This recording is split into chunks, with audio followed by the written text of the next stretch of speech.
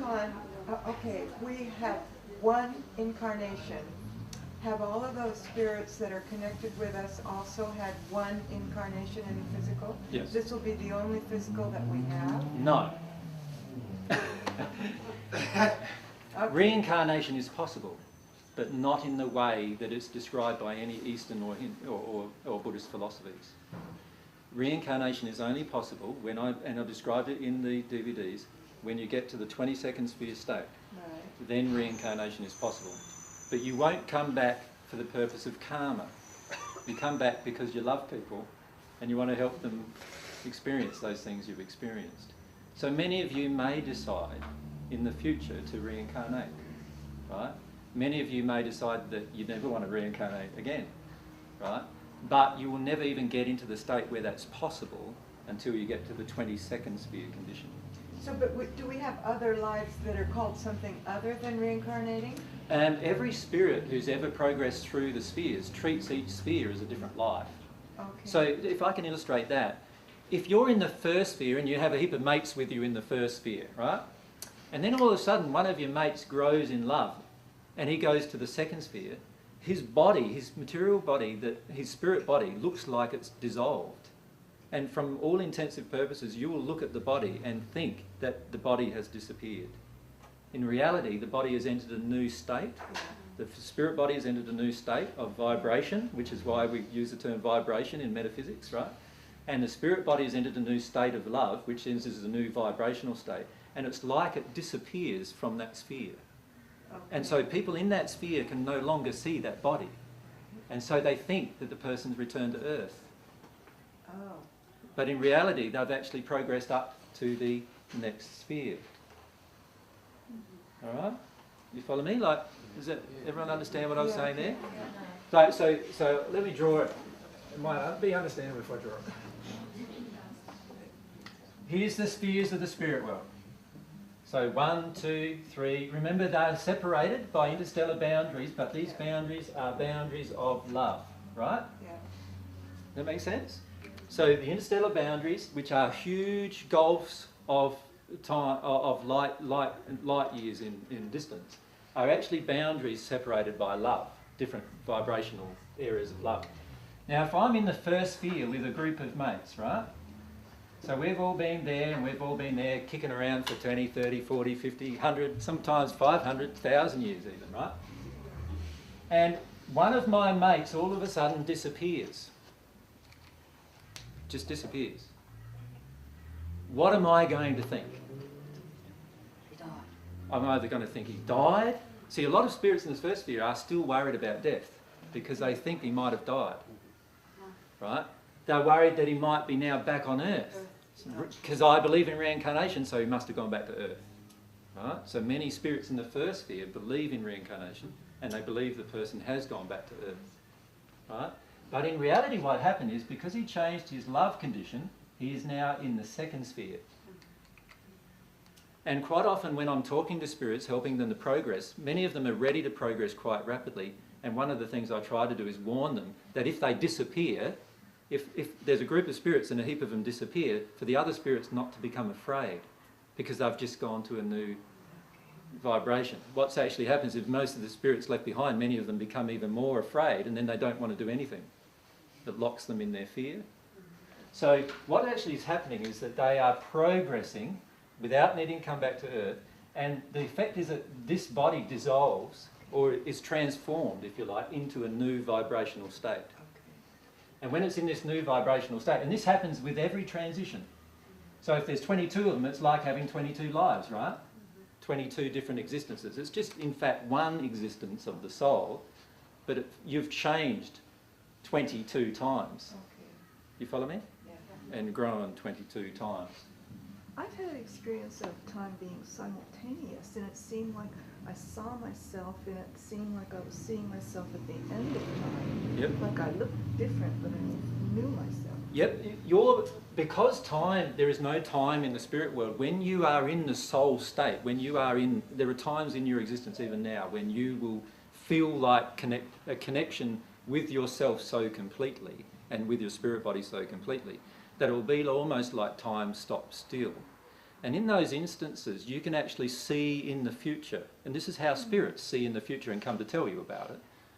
They can see in the future what is going to happen based on your decisions that you're making now, which may change, of course. Remember, with quantum physics theories, the process of observation changes the actual occurrence, right? So every time you observe something, it's going to be different the next instant you observe it, depending on the choices you've made in between. Yeah? But does everyone understand what's going on there? Can you see why even the spirits believe in past lives? Because they actually, many spirits, it's only when they get up to the 4th or 5th spheres they say, oh, I can see what's going on now. You know, I'm progressing and you know, my mates progress and they disappear and then they come back and visit me and I can see them. But it's only once that starts happening regularly that you start realising that that's going on, right? Yeah. But if time is simultaneous, it would appear from your point of view that it's past and future, but it felt like it was all happening immediately. Yeah. Yeah. Is there a question in that? Yeah, But that's a know true if that's statement. right. Yeah. Yeah. Before you rub off the word blocks, Yeah. you said that. Can I Finish. Is everyone okay with that? No, yes, I'm not. No, okay. Tell me. The first person then moved on to the second sphere. Then. Yep. Why do they disappear without speaking to the other person? Because they get so engrossed in their life and how much better it is. That would help if they. Yeah, but a lot of times they don't think of going back. How many times have you moved from one place to another place on Earth, had a better life, and never gone back to the original place that you went from? And this is exactly how they feel. Like, you don't want to go back because of some emotions that were connected with that first place generally, right? And so you know, you imagine if you've lived here for 100 years in the hells, and then you slowly progressed up, and then you made this transition. A lot of your memories still here, emotional memories of this location would be quite negative, would they not? And you'd lived 100 years of our time there, right? So it would feel like, oh, horrible, right? So would you want to go back at that moment? Now, a lot of times they might progress a bit further and then they realise, yeah, I do want to go back and tell them. But in that time, 20, 30, 40, 50 years of our time on Earth may have happened. You follow me? So for many of them, they don't go back until they start getting on the divine path, because this is natural love path. It's not that I want to go back, it's that I want to tell them I'm leaving.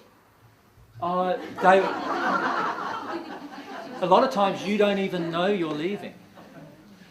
A lot of times you've grown in love to a certain degree, but you don't know you have until the transition has been made.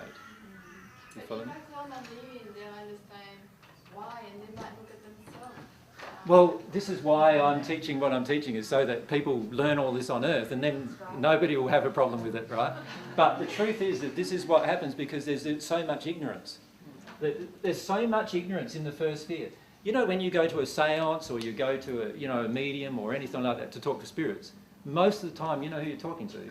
You're talking to first sphere spirits, right? Because they're the ones the medium can connect to because she's not dealt with her emotions either, right? And so what's happening is a lot of the information you're getting is true information as it relates to the first sphere. But it's not the truth of the universe. It's only the truth as it relates to the first sphere. You follow me? So you might think you have a desire to go back, but many don't. And who will you go back to? Will you go back to everyone? There's billions of people there. Will you do that? See, most people don't. What they do is they go back to their friends, talk about it with their friends, and then they go on. No, I want to do everything before I leave. I want to tell them exactly where I'm going. But if you don't know you're making the transition, how do you know that you can do that? You don't even know you're making your own transition. Because that's ordained by God, isn't it, that transition? Well, the transition is automatic as soon as you enter a new state of love. And you don't know that that is. See, many people, if they knew, they wouldn't be going through these terrible experiences. They'd already be up here, right? The majority of them would already be very progressed if they knew. The problem is in the first sphere, the majority of people are in ignorance. And so they don't know. And so they don't even know that when they make a transition in love, that they're actually going to go into a new location. And they don't even understand that. So they don't know in advance. Until somebody tells them. Someone there pushing you up. Someone pushing you up. Well, You can't be pushed up. It's all to do with love. I think that if I'm moving, there's somebody there helping me to move. There'll be a guide helping you, but a lot of times, even if you're in a first sphere state, a lot of times you will not trust anybody. Because you think of it, how many of you have feelings or emotions inside of you right now where you don't trust what you're hearing from me right now? You see, that's a prevalent emotion, is it not? Mistrust. Right? When the paths open in the first sphere, most spirits who are in the first sphere don't have any trust.